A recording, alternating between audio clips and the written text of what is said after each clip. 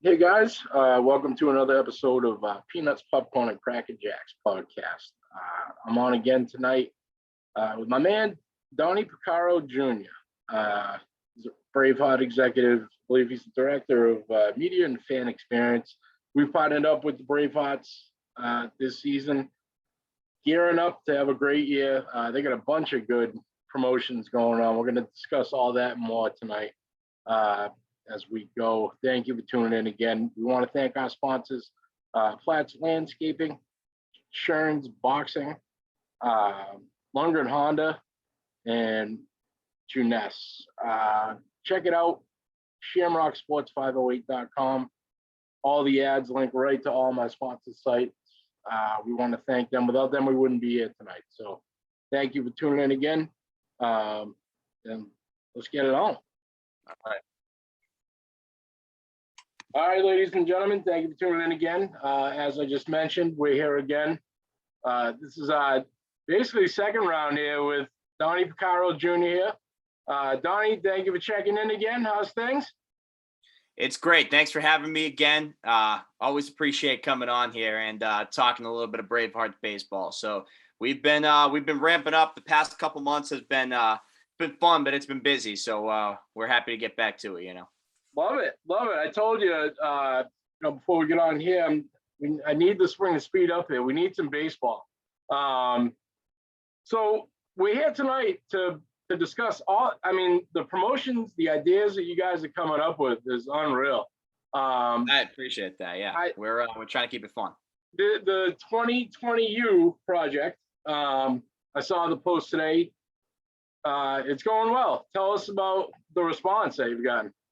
Yeah, so 2020U, for everyone that doesn't know, basically how that idea came into fruition was we went down, the front office took a trip down to Savannah, Georgia.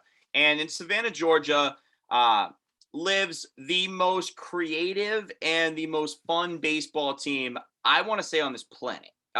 They're called the Savannah Bananas. And if you've ever seen their stuff, you know how crazy they get. If you haven't seen their stuff, I suggest you check them out. Right now, they've actually gotten so popular that they're going on a world tour across the United States, basically, and showing off their version of baseball before they even enter their regular season. So their regular season starts in June, but they have this semi-professional / I don't know if it's semi-pro or professional, whatever it is, independently, professionally baseball team where they're actually playing by their own set of rules called Banana Ball. And so I think it's 7 or 8 rules that they play by. And one of them is if a fan catches the foul ball, it's an out. Another one is there's no walks. Oh, wow. And, there's no walks. If you have 4 balls, you actually have to throw the ball across. Every person on the field has to touch the ball before they can tag the runner out. So it's crazy stuff. And they do it. They just impress every show. And so we went down in November and we talked to their front office, and first of all, they are down to earth, top of the line, top class people. They met with us for 4 hours, gave us the inside scoop of how they do things, why they do things, and what makes them successful. And we took a little bit from that and we wanted to implement it to Worcester. Now, the Savannah Bananas have a cheerleading team filled with elderly woman called the Banana Nanas.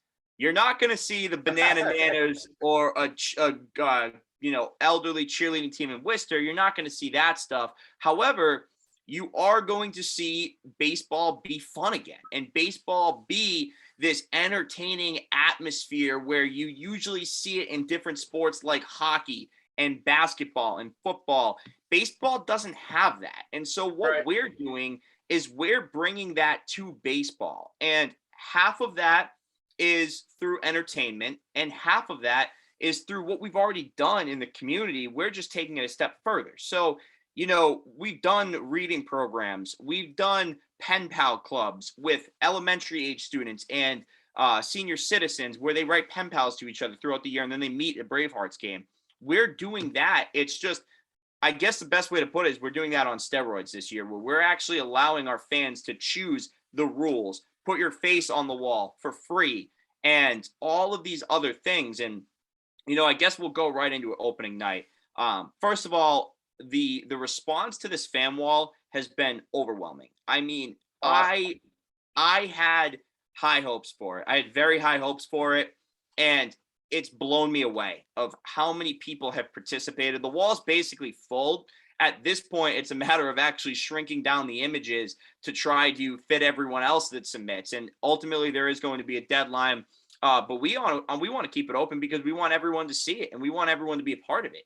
But it's been overwhelming, not only the amount of submissions, but the amount of people that are putting Bravehearts hats and Braveheart shirts and actually dressing up and taking a picture as opposed to just submitting a selfie. Like, people are dressing up to this. And what's Awesome. special to me about it is, we came up with this idea in Savannah at a restaurant. We were about to leave our flight to get back to Worcester, and we were in a restaurant the day that we were leaving, and we said, what are some of the things that we can do? And that's how 2020U came about.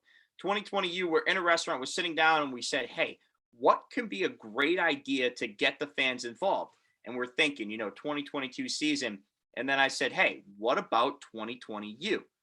And we actually went to a waiter who was serving us, and we said, hey, what would you think if a baseball team had a slogan 2020U where you get to pick everything that goes on?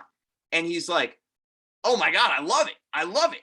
And so this random waiter in Savannah, Georgia gave us enough confidence to be like, yeah, we're going to break this out. We're going to run with this. And the fan wall came about a month later when we thought, here's the backstory behind this. You look at any sports board in hockey, wall, whatever you see, like, or surrounding it, what do you see? What's the first thing you see usually? Sponsors, right? Yeah. Now, look, I love our sponsors. They're all great. I love working with every single one of them. To me, it's, when I sell something, when I pitch something to someone, I have to believe in it to sell something to someone. Right. I'm not going to tell you to buy something if I don't believe in it, Right. Exactly. So what we do with a lot of our sponsors is, if you have an outfield billboard, you're not just getting the outfield billboard, you're getting something else, an idea. You're getting, being a part of our pen pal club, our reading program. You're getting something else that helps the community, that helps you as a business get noticed and helps the community as well. We don't just do things to make money here, like, don't get me wrong. I'd love to make a ton of money, but it's more important than that. So the wall is something where we can say, it's our platform of these small businesses and of these people to say, hey, you're part of the community. We've been through hell the past 3 years, like, everyone has, like, small businesses. People have had relatives pass away because of COVID, lose businesses, lose homes because of COVID. Like, this is our, granted small, way of thanking the community and emphasizing the community. So on opening night, we're going to unveil this fan wall, and we're actually allowing all of those people who have submitted their logos for their businesses to be on the field and be recognized during that game. Phenomenal. And my idea of it is, on Sundays, we used to have kids run the bases on Sundays. We've done it since 2014. After every Sunday home game, the kids can go on the field, run the bases, and, that's usually it. This year, we're opening up our entire stadium. If you want to go in the dugout and take a picture in the dugout, you can do it. You want to play catch in center field, you can do it. There's no limits. There's not going to be any fences or ropes that separate, the outfield from the infield, from the dugout or the players. The players are going to be all right there. You can play catch with the players. You can talk to the players, have them sign autographs. And there's not going to be restrictions, because how I look at it in sports, there shouldn't be. And now, look, if you're Tom Brady, I get it. There's going to be 10,000 people swarming him, whatever. But, like, to me, these are people who, they're normal people. They want to have conversations with fans. They want to be able to play catch with these little kids. And so my vision of this wall, and the vision of everyone in our office, is that when you go on the field and you play catch on Sunday, you're going to be able to go to the wall, take a picture of you and yourself on the wall, and you're going to see all of these small businesses, and you're going to say, oh, wow, that's a cool coffee shop I've never checked out. That's a cool diner I've never checked out. Oh, I need a tire. I have a flat tire. Let me go to this auto body shop that put their logo on the wall. And Yep. for me, that's special because my dad owned a deli, family owned deli when I was a kid. He had it from the time I was born till when I was about 19 years old, and eventually had to sell it. And I grew up when I was 12 years old. I'm making sandwiches. Like, I came from a small business. I feel like a lot of people in Worcester came from a small business in Central Mass. So Yep. like, to me, I love sports. I've always loved sports. And for me, it was the Yarmouth Dennis Red Sox because the deli was actually in Cape Cod. And so for me, like, I would have killed for my dad's deli to have a banner in Fenway Park or the YD Red Sox. But like, hey, it's a small business. It doesn't make sense to spend thousands of dollars on it. So this is a way Right. where we can get these small businesses that want to work with sports teams and want to put their logos up there to say, Yep. hey, you're a part of us, And so for me, that's why this is so special. It's the small businesses that make up Worcester that can come in and be a part of the Bravehearts, because our whole goal here is that everyone's a part of this. We are the community, and we're all one big family that just wants to go hang out, watch a baseball game, and have some fun. No doubt. And there's a lot of people, a good mention on, coming out of COVID, there's a lot of early businesses that people are trying to, break out of this and come up. And there's a lot of girls that I've noticed starting all these dessert companies or bakeries, there's a lot going on in this. There's a lot of people, that, like you said, that are just coming out of all this. And that's great. I'll tell you what, one big one has been the Worcester Public Market and the businesses in there. I'm pretty sure, I would say about 90% of the businesses in the Worcester Public Market have their logo on our wall. So, and the Worcester Public Market themselves, that building has their logo, the Worcester Public Market logo, on our wall. And so these businesses that you don't really, obviously a lot of people go there because it's a high traffic area. Yeah. But these businesses, I've looked at the wall because I've actually got to see all the submissions. I've been the one that's kind of been organizing all of them. And then our social media guy, graphic designer, Aaron Bolduck, is actually placing the wall. We're basically the only two that have been able to see every single submission. So like, for me, I've looked at all these businesses and I found a new auto body shop. I found a new diner. I found a new lunch place, so it's cool. And like, it's really cool seeing all these places that I never really knew existed.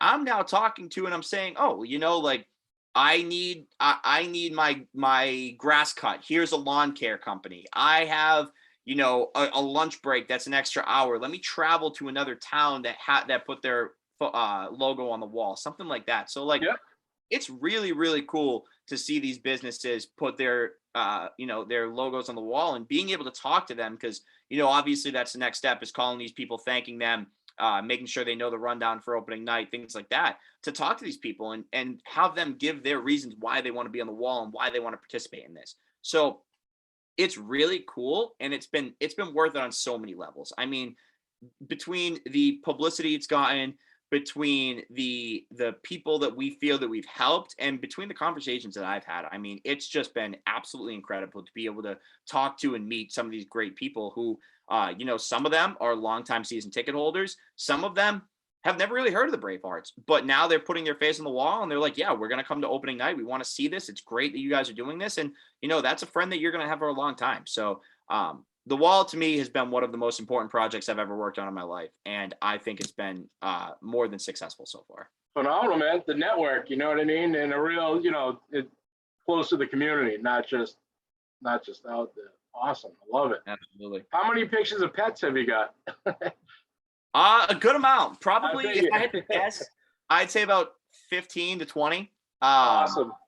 So yeah, people, what's funny is originally when we started the wall, if I was ever worried about the wall, it was probably about a month into it, when we almost were getting more logos than faces. And so at that point, I'm like, we put a lot of faces on the original wall, and we only had room for so many logos. We're getting all these businesses like, what do we do?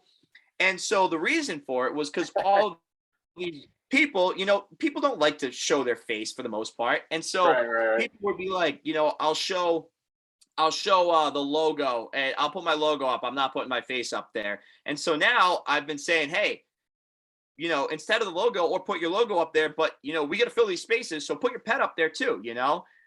So that's how the dogs and the cats have started to get involved. There's been some funny ones up there. Some of the pets that I know and love from some season ticket holders and people we do business with as well. But we put a post up about a week ago, and just from that post alone, over the last week, we've gotten over 100 faces.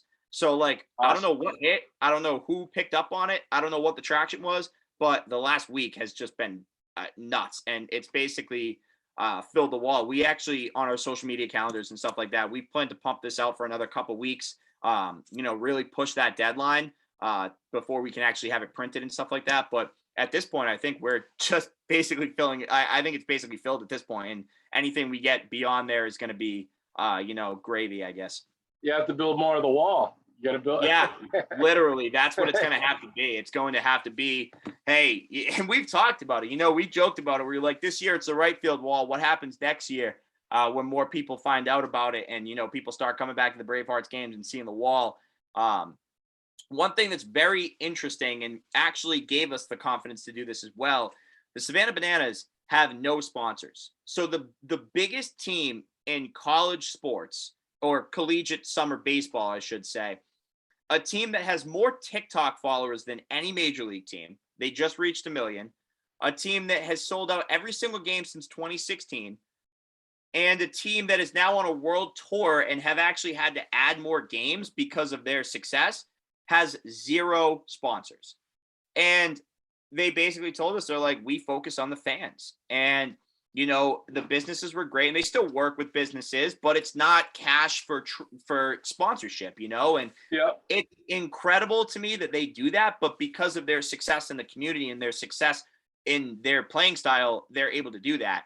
And so our goal is, that's how we twist it. That's our twist, is that we do have sponsors, but all of those sponsors mean something to us. It's never, for me, never have I ever worked with a sponsor that's been like, hey, give me this amount of money and I'll do this on the wall. I'll put your logo here. It's always something more that's going to help us. It's going to help them, and it's going to help the community, because let's be real. Like, you go to a baseball game, like what do you see that stands out as far as promotion? It's like, it's tough to remember a sign, but you're going to remember the sponsorship activation. You're going to remember what people do in the community. So I think, to me, that's why it's so important. And it goes that way, like, all the people that want their people to go to the park and see that logo there, where it travels. You build a network, it's a web. But and then it's phenomenal, like you said, and to be focused on keeping tight knit to the community, locally. It's awesome. It'll be and I think that, one thing that really escapes people is that, like, all the talk about, there's infrastructure and the building of Worcester. Like, don't get me wrong, I think that's great. But if we want to be Worcester's team. We want to be Central Mass's team. Like, I love Rhode Island. I love Connecticut. I love Maine. But, like, if there are people from Maine that aren't coming to come see the Worcester Bravehearts, that's not my priority. My priority is getting the people of Worcester and getting the people of Central Massachusetts to come see our games. To me, to our park, like, to our community, it's not my priority to get people out of state and out of country to come to Worcester to see a Worcester Bravehearts game. It's my priority to make this a family atmosphere and to make this a community atmosphere where everyone, it almost just feels like, I don't want to say it feels like you're in high school, but it feels like you're just with people and you're with your family. It's like a family reunion almost. That's my goal with the Worcester Bravehearts. I think you're getting there quick. So let's go through this calendar, man. I mean, it's huge. We got. I'm sorry it took a lot of your time there. I know we got a lot to go over. Listen, my time is endless, man. I'll tell you. So That's opening night. We'll see the unveiling of the wall. That's May 27th. It can't come quick enough, man. I'm telling you. Sports. It's just, the tournament's been good, but I can slow it down. I got a lot to do in the next 2 months. I could honestly take another week or two if I can get it. So I hear you. So it's the 29th on Sunday, the Worcester Sports Showcase Champions Edition. Pirates? Yep. So we're going to welcome. So this is actually going to be 2 nights now. It's something that we're still kind of working on, but that's the first one's going to be May 29th. And the agreement that we worked out with the Pirates was anyone who purchases a ticket to the Mass Pirates game the night before on May 28th gets into our game for free. And so the idea, we did it last year. We had it during our Nesson game. So we were on Nesson on July 10th, and there was a Pirates game that night. So we were on at 1 o'clock. They played at 7 o'clock. And the idea there was if you go to our game at 1, you show a ticket from the Mass Pirates, you get in for free at our game, and then you go to their game at 7 o'clock. So this year we couldn't do one day. We tried to work it in where we had a later game, they had an earlier game. It didn't fit the schedule too much. So we're doing it 2 days this year where it's you go to their game on Saturday night on May 28th. You show that ticket to our game on May the 29th. It counts as a ticket to the game. So you basically get in for free. You can go to both games for the price of one. Something we did last year. We really enjoyed it. And again, man, like you got to showcase other teams in this city and other businesses in this city if you want to be successful, you know? So we have a really good relationship with the Pirates. We value that. And they're going to come bring the championship trophy. They're going to get some players to come throw out the first pitch, sign some autographs for some kids, and, have a good time. And they won the championship. They earned it. So we'll give them a little show. And then the second one is going to be July 15th, where it's kind of vice versa. If you go to our game on Friday night, they have a game July 16th. They have buy one, get one tickets there. So if you show your ticket, you show your Bravehearts ticket, you're going to get a buy one, get one for the Mass Pirates on July 16th. So okay. We get 2 of them now, and we're really excited. I mean, those guys have been great last year. They really helped us out promoting that Worcester Sports Showcase, and we're running it back this year. And it was so successful year one. We're doing it twice now. So I'm excited for that one. Love it. They're already 1-0 right now. So I don't think they didn't lose too much. I think they built. So yeah, we hope for a good season.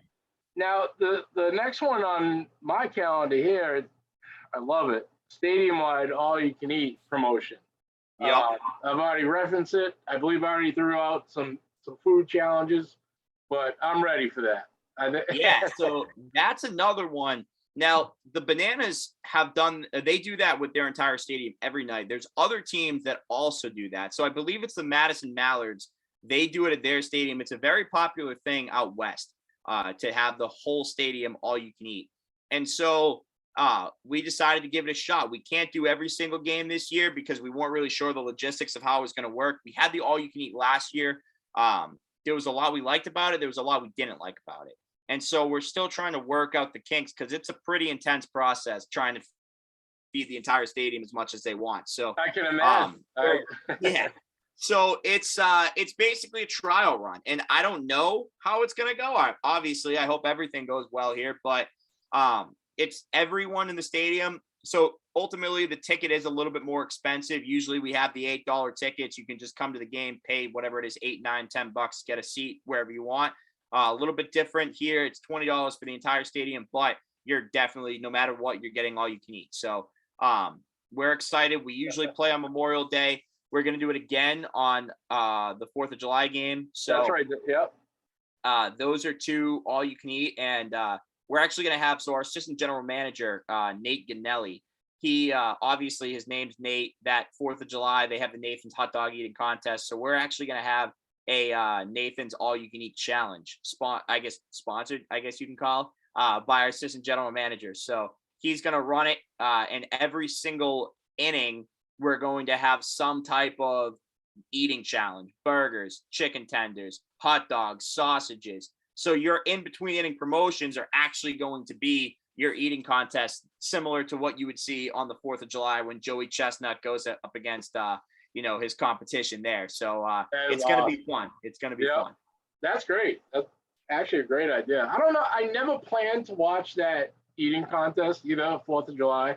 Oh, you got it. It's just always on. I always get I watch it every single year religiously to the point I remember last year I was over a friend's house and I actually had work later on in the day. And I basically said, I am going to be late for work because I'm watching this hot dog eating contest. And in the past, we played games at the Bravehearts. We've had 4th of July contests, and we actually used to put it on the loudspeaker. So everyone that's walking in, because it starts at 12, our game's at 1. So it's kind of right when gates open. So you can actually hear the announcement of the hot dog eating contest going on while you're kind of walking into the game. So we've had that in the past. I've always said I've wanted to go. It's on the bucket list for me. It's like Super Bowl, WrestleMania, and then Nathan's hot dog eating contest. Yes, dude. I love it. I absolutely love it. That's my bucket list. So maybe next year, I guess, because we're playing on the 4th of July. But hopefully one day in my life, I'll be able to go. Unreal, man. I'm in. We'll make it a weekend of it, man. Entourage. I love it. So the number 2 ranked eater, I think, the dude from Oxford, Jeffrey. Yeah.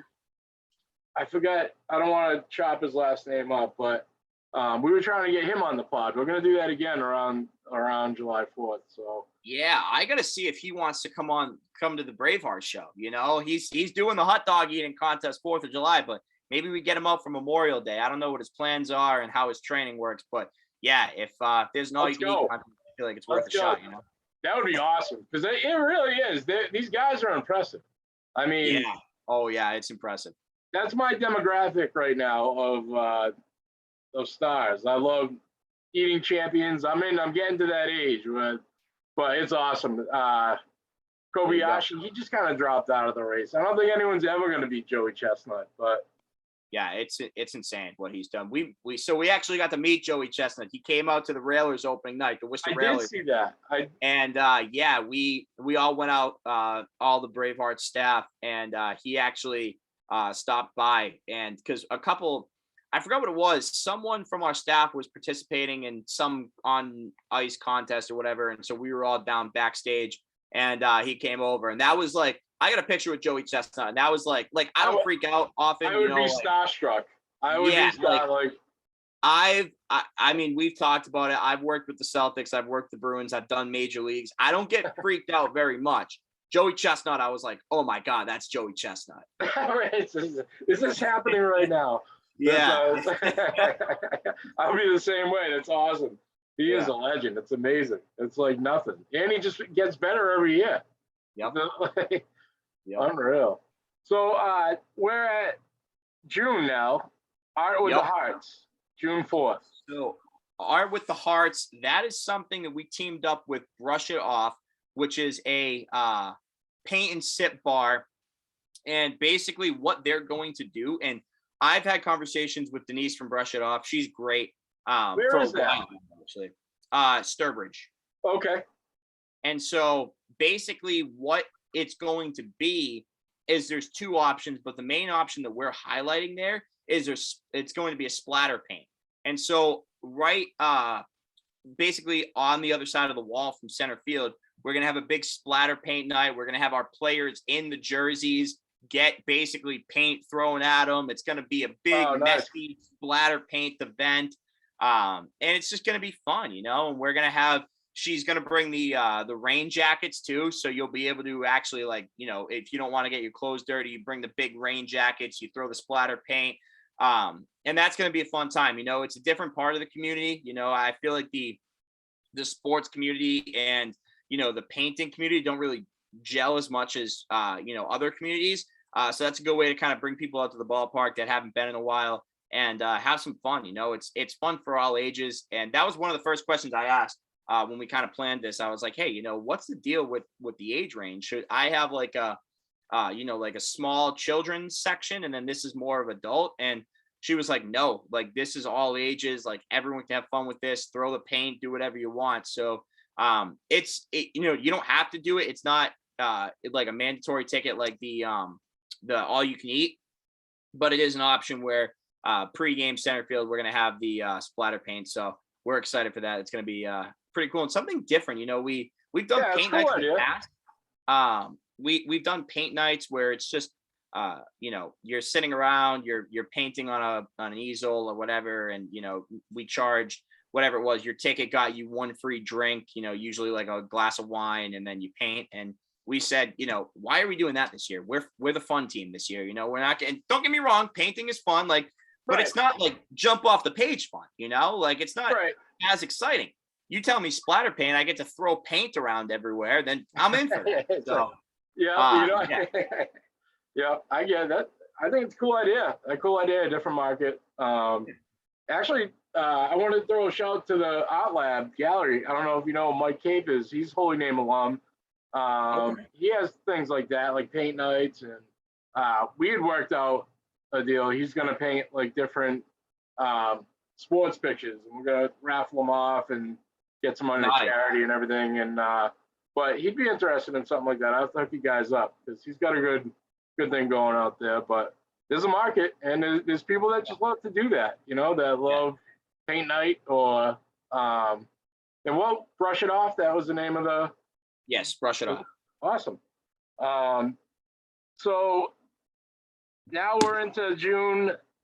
Baseball and education days. You choose the rules night. I know we had discussed that before.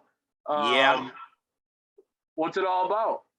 This is going to be the most challenging game of the season. To put it in soft terms, basically what this is our version of banana ball. And so I kind of explained what banana ball was, and we had a conversation again, and we said, the bananas do banana ball. We're not just going to jack it. We're not just going to say, hey, we're going to play by those rules too. But this is exciting. Like changing the game a little bit. It's cool. So what can we do? And we said, you know what? We're not even going to bother changing the rules. We'll have you guys do it. The fans are creative enough where we can get some cool rules. And we've gotten some intense rules. The challenge of this was finding rules that are going to be fun and entertaining, but also not going to affect the players. Because at the end of the day, as much as we want to be fun, as much as we want to be entertaining, we are still a baseball team. We're a very competitive baseball team. And so we send guys to the majors, we send guys to the minors. People play, competitive baseball after us, before us, and, everything in between. So the last thing we want is, one of the more popular rules was running the bases backwards, running third, second, first. But we said, you know what? If someone tears their ACL, that's a problem. Right. So it was challenging, but ultimately we got a lot of rules after we've kind of demonstrated what the rules can be that have been less about baseball and more about other stuff in the game that's almost like consequences for things. So for example, one of the rules is if you strike, one of the rules that we've seen, I don't know if we're going to use it yet. We still have to kind of go through all the lists, but one of my favorite ones is if you strike out, you get pied in the face. So we're going to have a guy that's just waiting with a big pie. And if you have two strikes, those kids are going to go crazy. Yeah. And so 2 strikes, they're stomping their feet. Boom, that guy swings and misses. The next thing he's going to have is a pie directly in the face. That's awesome. That's the fun stuff. And the baseball and education days are great anyways. I hate to take the spotlight away from the baseball and education days because those are my favorite days of the year as it is. It's so hectic. It's so crazy, but it's 3,000 to, 2019, we had 5,000. We actually had to we had to cut off a limit this year of how many kids can go to each day because it was so hectic in 2019 that we couldn't fit in everyone. And no one was having fun because some people were sitting in bleachers that we just had to basically move in from another stadium. Yeah. And so, but basically what it is all of the kids from around central Massachusetts take a field trip day to the Bravehearts. So, when I was a kid, I went to the Ecotarium 4 times, no hating on the Ecotarium, but come on, I went there every single year, One year we went to the, the Ben Franklin Museum or something. That's boring. I'd rather go to a baseball game, you know? And so never mind a baseball game where you can actually pick the rules. Right. So the baseball and education days are great because we also tie in the ticket to read programs. So a lot of the times what we'll do is we'll go to these schools and we'll have like a pep rally. And so I've done it a couple times this year. Now that COVID's starting to kind of go away, we've been able to go back into the schools. And so my favorite thing in the world is going to these schools with a mascot, and I have a mic in my hand, music is blasting, and I have 300 kids in front of me, and I'm thinking, you know, I'm saying, hey, do you guys want free Bravehearts tickets? And they all jump up, yeah. And because with our ticket to read program, if you read 10 books in a month, you get a free Bravehearts ticket. And so that's what a lot of the kids do. And so, you know, it's, do you want a free Bravehearts ticket? Yeah. We partner with the Railers. So we usually bring the Railers mascot and one of the Railers reps. And then we're like, do you want a free Railers ticket? Yeah. Everyone goes crazy. And then I say, you know, something like, what if I told you, you can pick the rules of the game? And all the kids are like starstruck. They're like, what? And then, you know, we tell the pie in the face rule, whatever, and the kids go bananas, and it's awesome. So we actually have a built-in curriculum as well, which is awesome. So we can give the curriculum to these schools. And, you know, because some schools are focused on education. They want to take educational field trips. So that's our way of saying, hey, you know, even if you're education, guess what? You can still come to the Bravehearts because we have a curriculum for it. And so it's one of my favorite days before the You Choose the Rules. Now that we have the You Choose the Rules and we're literally allowing our fans to choose the rules of the game, it's going to be absolutely bananas. So my advice is, again, it's a field trip day, and we wanted to keep it that way because we weren't sure how the fans were going to react. Like, you know, our everyday fans, our season ticket holders, stuff like that. Yep. But I mean, if you have a chance to check it out, there's two of them. There's June 7th and June 8th. So I would definitely recommend trying to at least catch one of those games. Phenomenal. Great ideas, man. I'm telling you, you can't get it quick enough. We have next the Tornadoes night, which. Yep. So before the Tornadoes night, I know it's not on the promotional schedule because it's basically every Friday, but all Friday nights, we have fireworks, which are always a fan favorite. People come for the fireworks anyways. Okay. And we always have our Friday night bright jerseys, which are neon green, you know, similar to this hat color right here, but it's our uniforms. I'm not going to say what it is yet, but we have a little bit of a twist this year.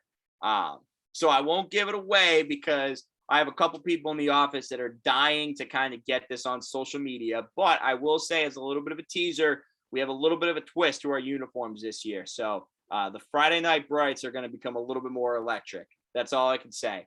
But little cliffhanger there. Love it. Yeah. I dig it. That entire weekend is going to be phenomenal. So June 10th, June 11th, June 12th is the Worcester Centennial weekend. So that's the 300th anniversary of Worcester. And so that entire weekend is going to be based around Worcester. June 10th is going to be our fireworks, our Friday night fireworks, you know, the Friday night brights, whatever. It's going to be kind of the kickoff of the celebration. More of a, you know, your everyday Friday night game, a Saturday and Sunday are definitely more involved, but that's going to be like the kickoff of the weekend. June 11th, we got Tornadoes night. I'm so excited for Tornadoes night. And again, like, a lot of this stuff is like personal stuff. Opening night for me, the fan wall, like that's personal because like I've lived it. I've lived the small business life. I've lived working when I was 12, 13 years old at my dad's deli. I know how important that is to people. Tornadoes night, the funniest story that I have about the Worcester Tornadoes is I have a baseball. I was cleaning out my room probably about a year ago, my attic. And I found in my mom's attic, like chest, whatever, that she had a baseball, a Tornadoes baseball that was signed by two people. And the two people were the mascot at the time, Twister, who was actually Rob Durant, who's our mascot now. And so he was Twister back in the day. Now he's Jake the Lion. He signed that baseball. And the other one was Dave Peterson, our general manager.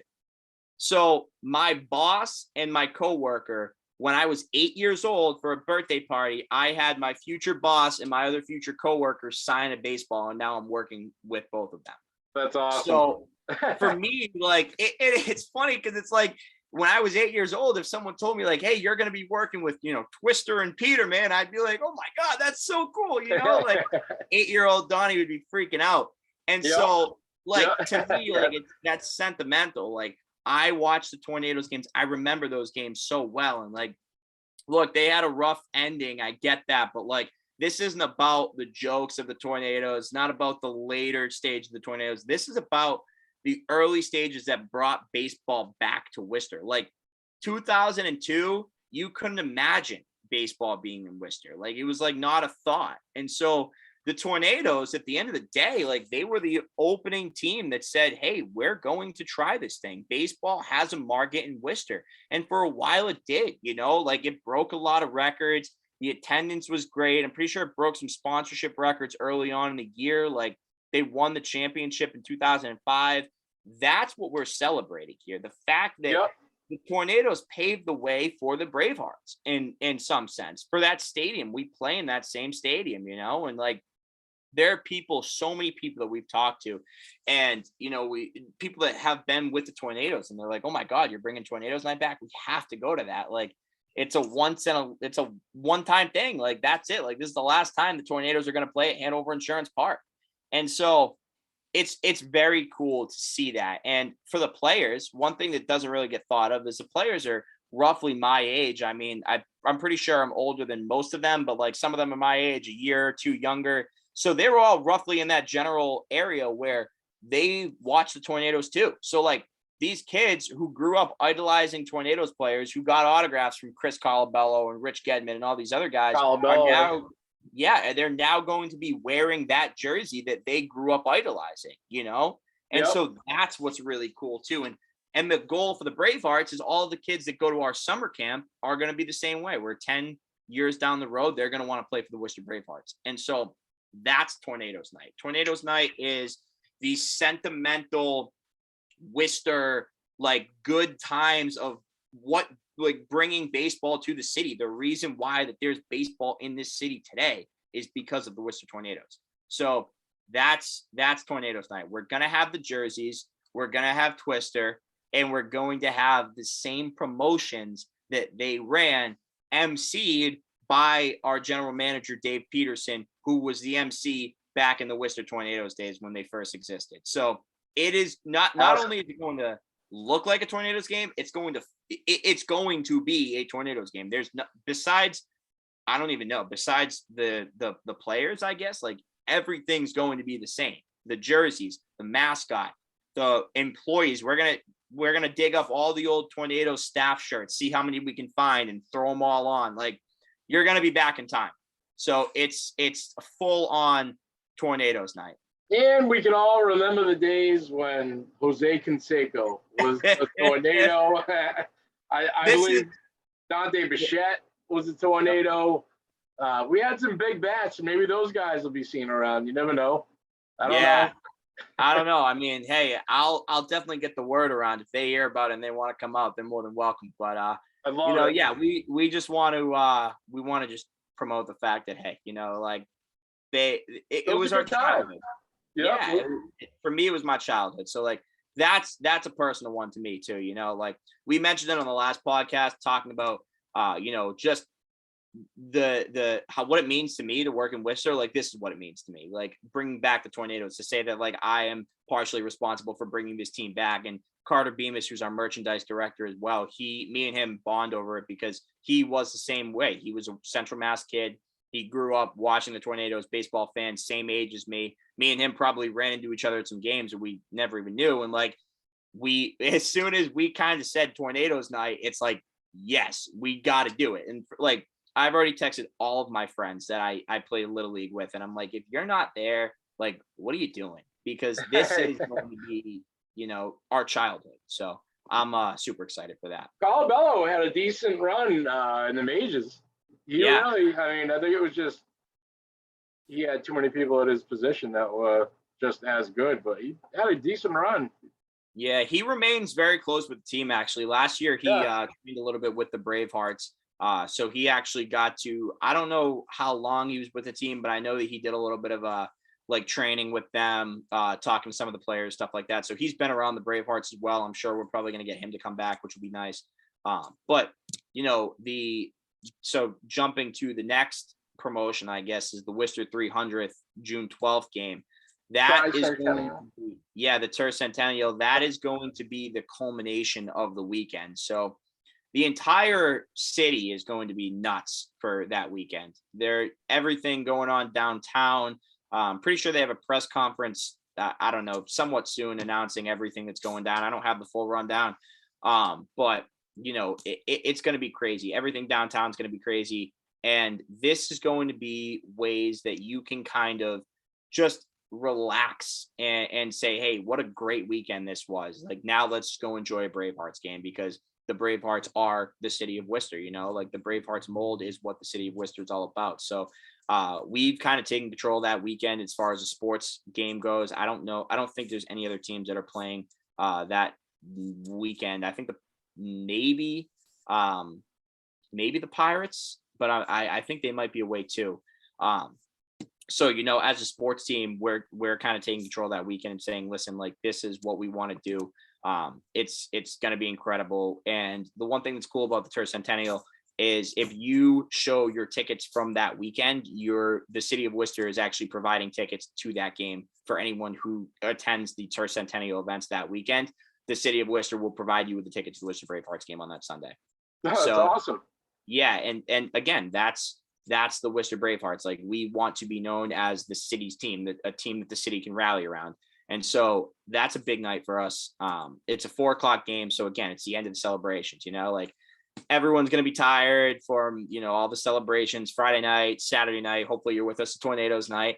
And then Sunday, it's everyone's chance to relax. It's a Sunday baseball game. So I don't know if the promotions will be too wild. I'm sure everyone's kind of going to be, a little tired as it is, but we're going to make sure it's a good show. And there's again, like, I hate to leave you with cliffhangers here, but that could be a big day with some very important people from Worcester over the last 20, 25 years coming back. Awesome. So the next Friday after that, Scout Night. Mm-hmm. Scout Night is something that's very important to our ownership group. So John Creedon Jr., our owner of the team, he was an Eagle Scout. So he did all the Boy Scout rankings, whatever. I'm not big into that. I was never an Eagle Scout or Boy Scout, whatever, but he was basically the highest of the high. He's still involved with the Scouts. I'm pretty sure his kids are Scouts as well. So that's something we've been doing, again, since the existence of the Bravehearts, where we actually invite the Boy Scouts of America to come out to the ballpark. We do a pregame training, so a pregame clinic almost. We get our players to the field really early. The Boy Scouts come in, they do the training, the clinic, it's like an on-field, I think it's like an hour clinic almost. So everyone who's in the Scouts gets to participate in that. And then during the pregame show, so they have the clinic, then they go down the left field tent, they'll eat. We provide them with dinner and everything with their tickets. And then after that, they go back on the field and they're actually going to line the infield, and we have the Bravehearts actually go, and it's like almost like a high five tunnel where the entire team runs around the infield and high fives all the Scouts. So that's cool. Kind of a big thing. You get to be on the field for the national anthem if you're a Scout. And then what we've always done that we didn't get to do last year because of COVID was we're actually having the Scouts sleep over on the field. So we've done that again since 2014, where we have the Scouts pitch a tent, they do it themselves, and they actually stay over on the field, and then we serve them breakfast in the morning. And That's cool. It's really cool. I love it. The thing I probably won't love about it this year is there needs to be chaperones and stuff. So I either need to find a way to pitch a tent or I'm sleeping in the press box. So I haven't figured out what one I'm doing yet, but I'll definitely be around for that night. So again, Friday night, so you get the fireworks with that. Cub Scouts can kind of pitch the tent, watch the fireworks. It's gonna be really cool. And it's another way to break into a market that may not be necessarily your baseball market. So again, personal connection with John Creedon Jr. And we're really excited for that. That made a lot of positive traction today in the office, actually. So we're happy we're able to get that back on board. Love the idea. Love it. Sunday the 26th, fans choose the music. The I think that's the third implementation of the 2020 U. So you choose the music is going to be the idea came because they have it at, I believe it's Texas Rangers games where you can choose the opposing players' walk-up songs. Like you can vote, and Yep. it's usually something like Barbie Girl or something like you don't really expect. And so we're going to do it both teams. And we're going to say, hey, here are the 9 guys that are starting. Here are the 9 guys that are starting for the other team. What songs do you want to hear for them? What songs do you want to hear for us? And it's going to be different. So literally every single batter, it's going to be something new. We have a DJ this year, which is something that we usually haven't done in the past. We've had a music guy, but it's just been, someone on the computer doing it. We've never really had a true DJ. This year, we're going to have a DJ on top of the press box that's controlling all of that. We're partnering with Unity Radio. Ernie Floyd is a great dude. DJ Kid Cash is going to be the DJ. Ernie Floyd goes by, oh, what is it? I had a conversation with him about it yesterday. EC, the old school MC. That's his stage name. So yeah, Ernie's great. We partnered with him last year with Unity Radio. They're awesome. And they're going to kind of come back and, we're going to be on their radio station for a little bit as well. And then they're going to come and do, DJ the games, which is going to be really cool. So we're going to have like 3 people at all times on the mic. So Ernie's going to be on the mic. Rodney is going to be on the mic, obviously doing PA. And then we're going to have Brody, who is going to be our on-field host with possibly a 4th person, Liz King, who's our promotions coordinator, who I've worked with for so long, went to high school with her. She's absolutely fantastic. So we're going to have a nice little crew. It's going to be a lot of banter.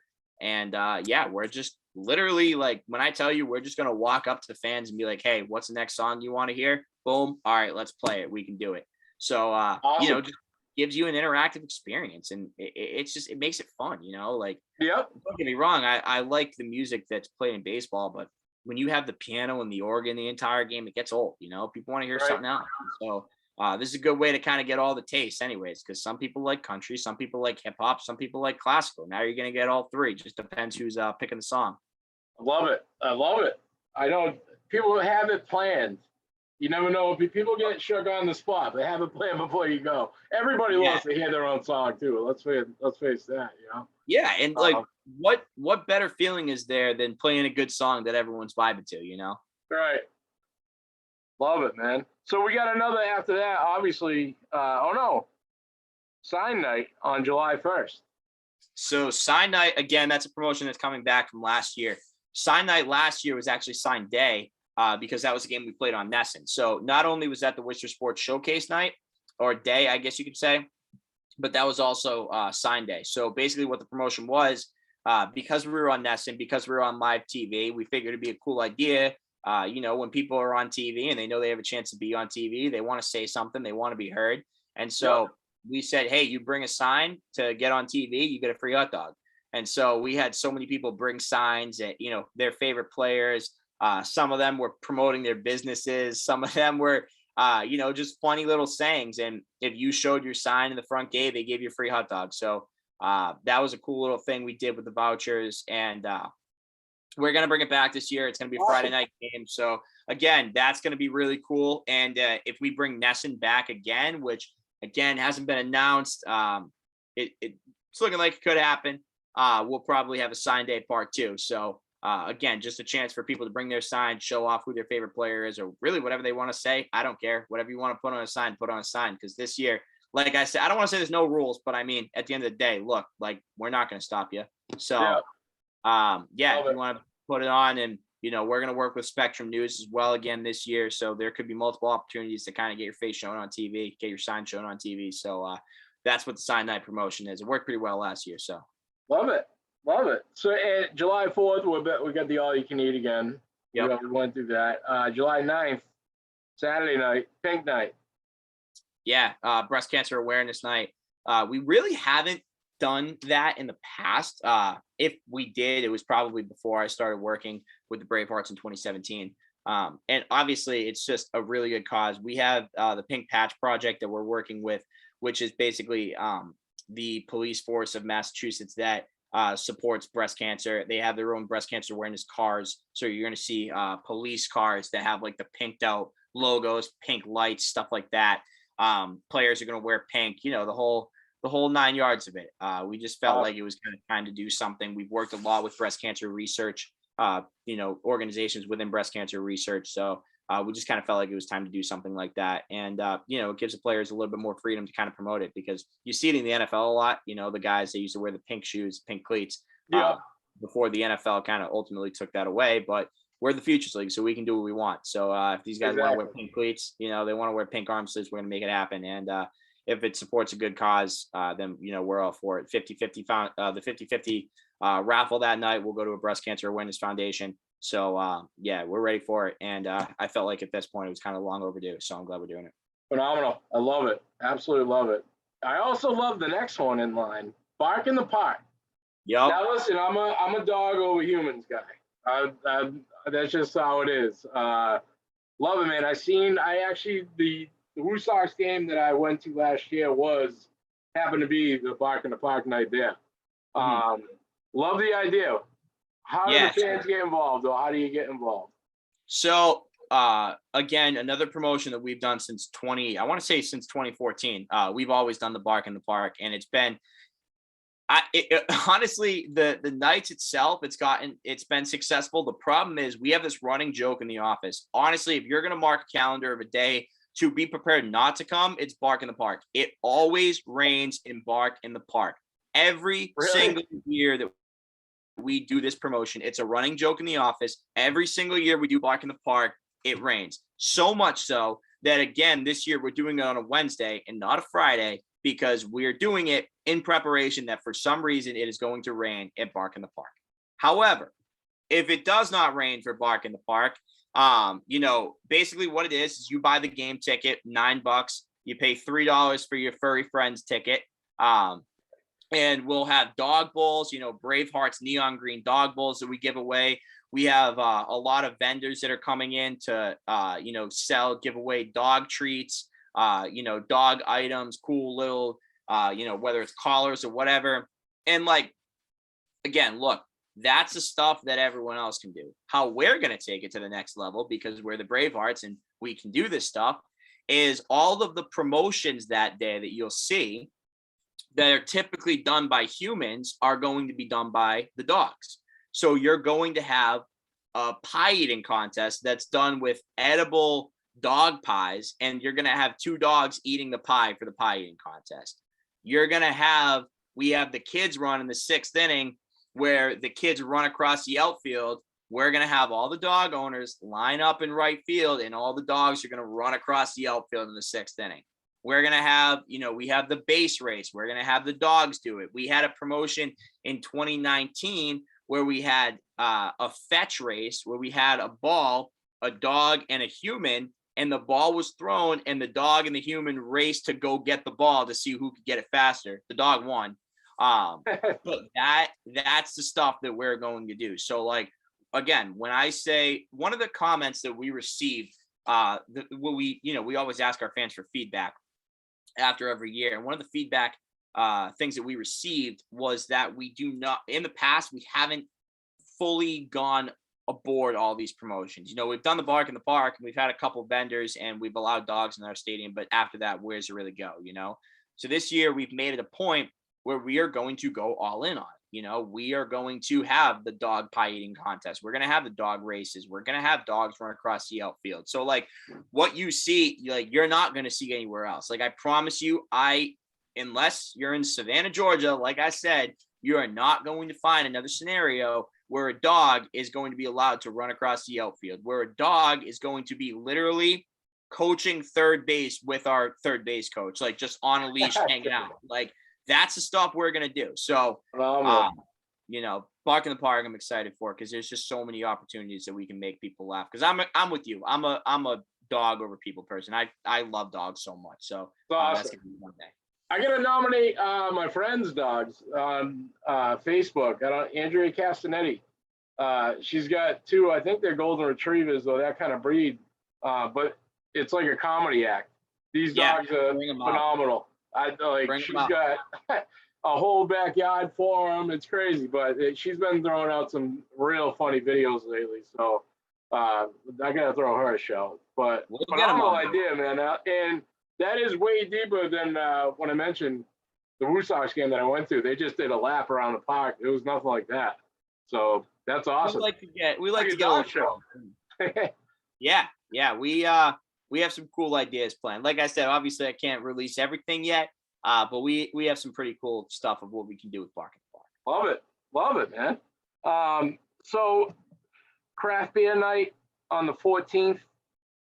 Is that going to be from local breweries or? Yeah, so we've in the past we've done it with some of our distributors, and there's been a combination of local, national, a good mix of both. This year again, we're going to stick a lot local. Greater Good and Jack's Abbey, Redemption Rock. I had some great conversations with the people at Redemption Rock. They're fantastic people. The people at Greater Good are great, and that wasn't on purpose, by the way, right there. Yeah. But unintended, maybe. Yeah. But yeah, and we've done it in the past, and the thing that's really cool about that is we're going to have it underneath our left field tent, and it's going to be a way for everyone to kind of mingle. So it's going to be a networking event. It's going to be, it's like your combination of networking / dating / friends / whatever you want it to be. Like, there's just going to be a bunch of people underneath the tent sampling beer. And it's great because we have our local breweries. One sponsor and partner I do want to shout out is Kith and Kin. It's a restaurant in Hudson. They serve phenomenal food. They're going to be there both serving their beer that they serve, as well as some samples of their food on the concourse. And so you're going to see a lot of that, where you're going to see beer sampling down in the tent. You might see food sampling up top. So a lot of chances to get some free stuff. And again, that's the ticket itself to the beer fest is $25. But if you just want a single game ticket because you want to watch some Thursday night Bravehearts baseball, it's, your typical $9, $10 ticket, whatever it is. So, but the craft beer night's always fun. People always really enjoy it. We usually get some good groups out of it. And, it's a good opportunity to, like I said, network, find some new friends, whatever it is. It's always a good time when you're just walking around sampling beer at a baseball game, Yeah, you can't hurt it. I know people love it. The brewery life. I know. Yeah, the following of some of these breweries have been nuts. Like, I am very impressed with how many followers some of these breweries have on social media. It's incredible. Yep. Love it. So we got movie day on Sunday the 17th. Mm-hmm. Movie day is it's really interesting how movie day kind of came into fruition. So movie day, it's actually from the same people that I talked to from the Pink Patch Project for Pink Night. And they have some cars actually that are the movie vehicles. So like Herbie Fully Loaded, the Batmobile, the Jurassic Park Jeep, like those cars that are actually in real life drivable cars. And so we're actually going to get some of those to drive onto the park and onto the field. So it's going to be like a pregame parade almost. You'll see some characters from different movies that are there, and they have this big show that they almost put on.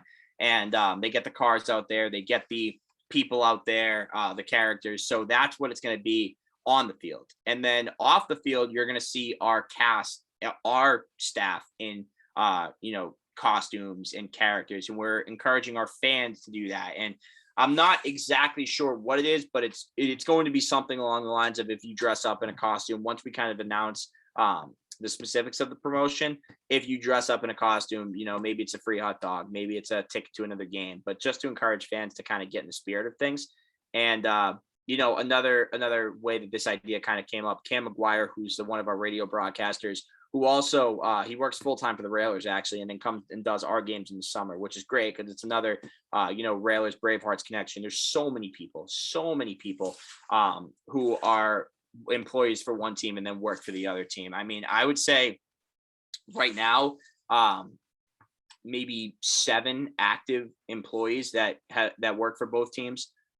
Brody, our on-field MC, he does their MCing. Ryan McConville, who was our old radio guy, does their music.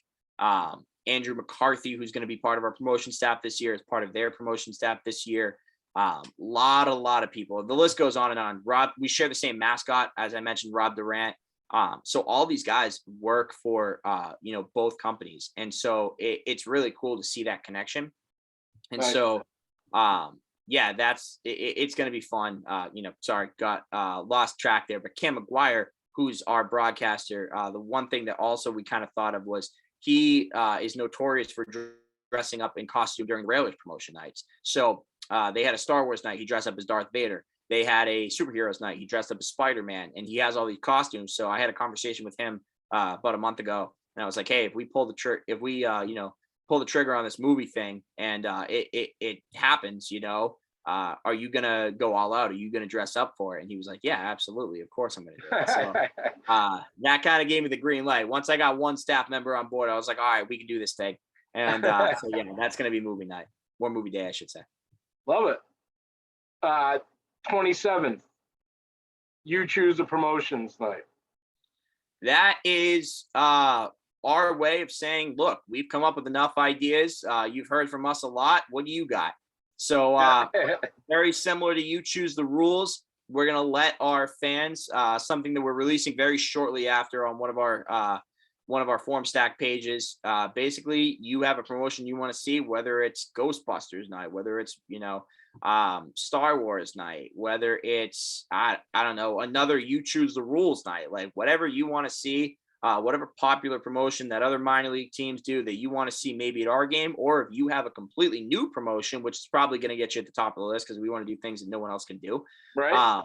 Then that's what's going to get you on top. So that's a way to kind of, again, you choose what you want to see. And, the most popular one, if it has multiple results, we'll probably pick the top 4, and then we'll leave it to a fan vote after that. So it's kind of a true fan vote. We try to keep it as true of a vote as possible. Obviously, with the rules, we can't have everyone's rule get picked. So we kind of have to limit that, especially with the, the athletes and stuff like that. But as far as you choose a promotion, we're going to try to have a fan vote as much as possible. So really the thing is here, every promotion that you see that we do, in some sense, it's going to be something that no one else can do. No one else can model after.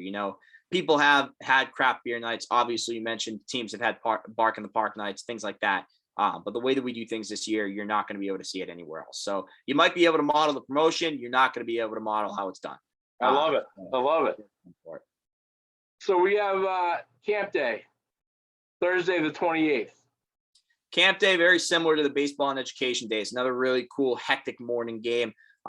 As of right now, it's not going to be You Choose the Rules. I did not get the clearance to randomly come up with another game where the fans can choose the rules yet, at least. So I'm still pushing. But basically what that is, another 10:30 game. All the summer camps in the area can come over and come to the ballpark, watch a baseball game. And, I was, again, a lot of these promotions I have a personal tie into. I went to summer camp for 5 years. I went to Worcester Academy summer camp. I got the 5-year camper award. And, honestly, as much as, summer camp was fun, whatever, I kind of hated a lot of it because it was like, why am I going to, a structured class during my summer? But, my parents worked. So what was I going to do? So, right. I went to summer camp, and, the one thing we've always done this too, but, one thing with summer camps is I always said, when we went to field trips, we never really went on any field trips. If we did, it was like a cabin in the woods for a night or something like that. And it's like, I'm not an outdoors person, so that didn't interest me. But if I go to a sports camp and I hear that I can go to a baseball game, then I want to do that. So another cool opportunity for kids who are in summer camp to kind of get a little bit of a break, because I know it's a hectic schedule. So it's cool. We usually keep those kid friendly. Usually keep those, the music is a lot of SpongeBob and Fairly Odd Parents and whatever the kids like nowadays. I feel old even having to say, something like that. Yeah, but, tell me about it. Yeah. But we're really excited for that too. That one should be fun. Camp Day is always fun. So awesome. Friday the 29th, military night. That's a big one. Always a big one. Again, personal connection there. Love doing stuff for any of the armed forces branches. So something that we've always done. We've done special jerseys in the past. We always work with the local branches of things like Veterans Inc., companies like that, as well as the local community branches of the armed forces. And so we always try to do something really big for that. The Railers put on an absolutely fantastic show when they did their military night. I believe it was last weekend. and they had a banged out crowd, which was awesome. And they did a lot of pregame stuff. So, we got to try to keep up with them and, do something cool and make sure that ours is pretty cool too. And one thing that we always do is we always do the anthems of all the branches in between innings. So you'll have the U.S. Army anthem, the Coast Guard, the military, etc.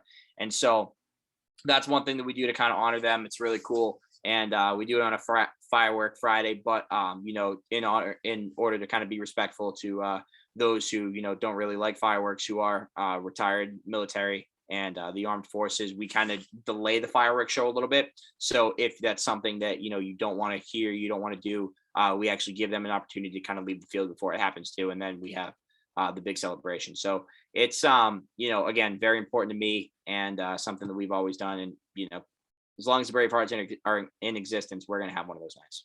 I love that. That's pretty considerate too. Not a lot of people go that deep with it too. That's awesome. I think it's really important. I think it's almost something you have to do at this point. Yeah. I don't think it's like one of those special things that it's like, oh, it would be nice to do. I think that if you're doing a military night, it's something you kind of have to do. Yep, no doubt, man. The 30th, Saturday, hockey night. I'm sure the Railers are there. They're always there. Our guys, the Railers, are always there for that night. Last year we actually had two Railers.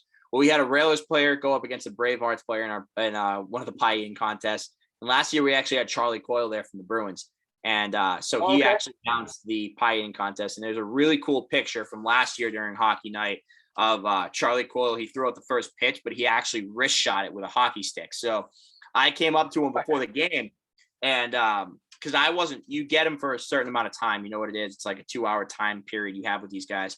And I came up to him before the game, and I was like, hey, what do you think of shooting the first pitch? Is that something you can do? And he's like, honestly, man, I have no idea. He's like, I've never done it. I have no idea if it's going to work. And I was like, can you try it? Like, are you willing to try? He's like, yeah, sure. I'll give it a shot. I can't guarantee anything. This thing, you would have thought he practiced this more than he practiced shotting the puck. It was a perfect strike right down the middle. Like, this thing was absolutely money. I looked at him, I'm like, dude, you're a professional hockey player. Don't act like you didn't know that was going to happen. Like, you knew that was going to be perfect. You were just covering it up in case you messed up, but you knew that was perfect. Yeah. So that was really cool too, because I actually work with the Bruins part-time doing the Boston Bruins Foundation work over there. So game days and stuff. I was at the game last night. I'll be there tomorrow. So to kind of work with multiple organizations who I've worked with in the past, being there, kind of helping Charlie around, throwing t-shirts with him was really cool.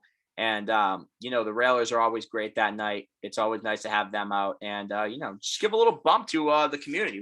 Like I said, we try to work with everyone in the community. We work with the Pirates during the Worcester Sports Showcase because they play the same schedule as us and, same time frame.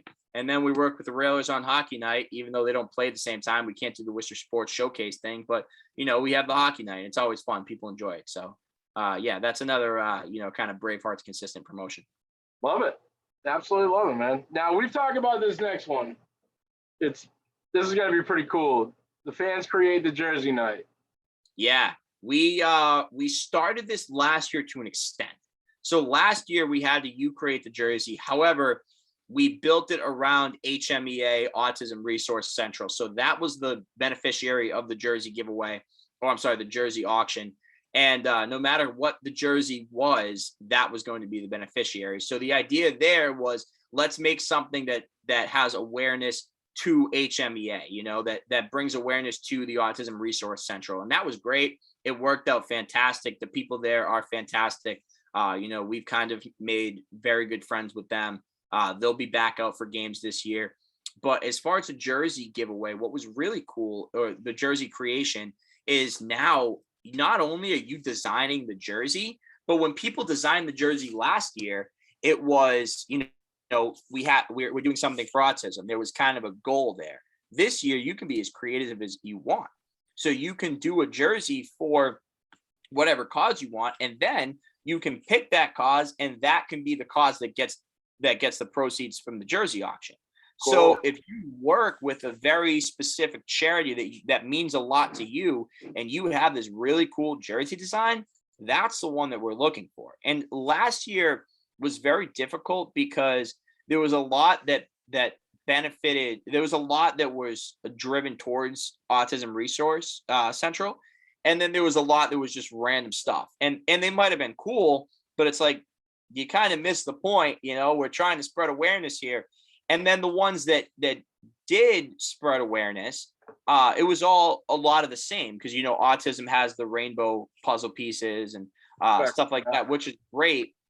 And so the one that we picked combined the Bravehearts brand with the neon green along with the puzzle pieces, and it was so cool because you could either do it virtually, so you can design it as Photoshop, PDF, whatever, or you can actually color the jersey and print it out.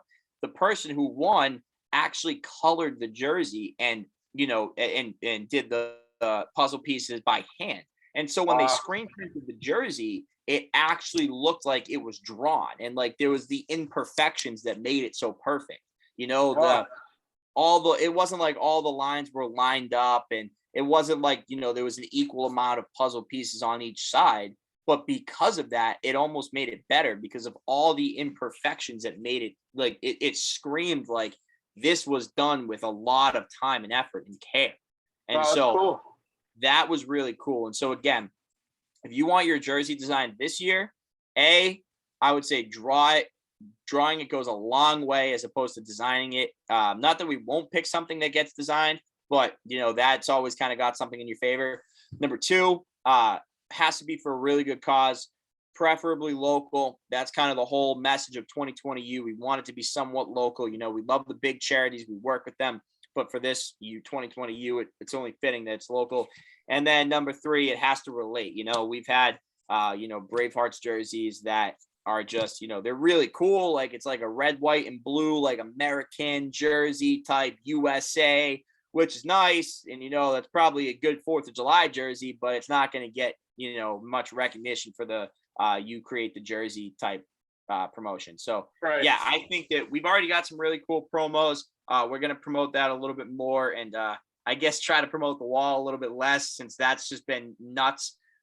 So yeah, we're really excited to kind of get that one going too. That'll probably be promoted more, I would say next week. We have a little bit more on the calendar for it. So yeah, it's gonna be interesting to see all the jerseys. I'm a terrible drawer, so I'm out. I can't draw. I'm not an artist. Crap. I almost failed art class like 3 times, so I'm out on the jerseys. Who was our teacher when you were at Holy Name? Was Shillelagh still there? No, it was Fleming. So he was post my time, but yeah, I was never an artist much either. Fleming didn't really enjoy my my company in his class, so we all have those stories. Yeah. Phenomenal. So we got August 6th is the regular season finale. It says 2020U. Is that when? That's just that. That is a culmination of everything that we've done. That is, you choose the promotion, you choose what jersey we wear that night. You choose. Again, I'm pushing towards the you choose the rules. I want to get as much of that as possible. I don't know how much the league will allow me to do. But you choose the promotions, the on-field promotions. You choose what, like I said, the jerseys we wear, the songs, the whatever in the ballpark that you can actually physically choose, and you have a choice, you're going to be able to choose that. So that is just the culmination, the grand finale of 2020U. And I think by the end of that, our goal is that people are going to see the Worcester Bravehearts and understand, like, this is a family event. Like, this is something that has never been done before and has never been seen before. And again, we needed to find our niche, and it took us 9 years to really understand what that niche is. And it took us a trip to Savannah, Georgia. It took us a pandemic. It took us not having groups and losing a little bit of attendance last year because of it to understand what the Worcester Bravehearts are. And to be honest, it took people kind of going away from us a little bit, and what the Worcester Bravehearts are. We are your local team, and our GM Dave Peterson describes it best. You're a Worcester guy. You remember Spags? Yeah, yeah. Wear Spags. That is our GM Dave Peterson says all the time. We are Spags. If you've ever walked into Spags, you see that big tall Spag statue they had. That is in our office. We have that statue. Come on, really? We have that. That is our property. It is in the Creedon & Company warehouse. We see it every day. When I walk upstairs to lunch, it is staring me in the face every single day. That's a phenomenal fact right there. That is awesome. We're trying to get it out for the Worcester Turf Centennial weekend. So that's something to keep an eye on too. But the bottom line is wear Spags. And I know what that is. Like, I'm a Worcester kid. I went there when I was wicked young, and it hits you in the face every time you walk in the office. You see it. We are the local company that comes in, and we know who you are. We say hi to you.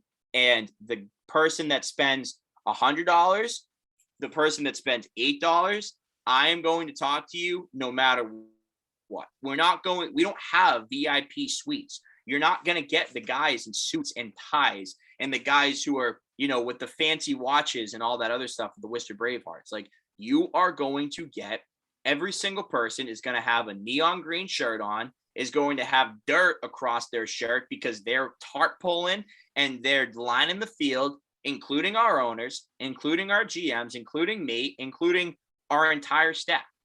That is what you have at the Worcester Bravehearts. You have guys who are, our staff, we don't consider people on our staff interns. When you work for us, you are a summer staff member. No matter if you are the general manager or you are an intern just working a summer job, you are a summer staff member. On top of that, we are the only team in Worcester that I really know of, or only team in, maybe Massachusetts, the country, I don't know. We pay everyone for everything. If you come in and do a tarp pull, you get paid for that.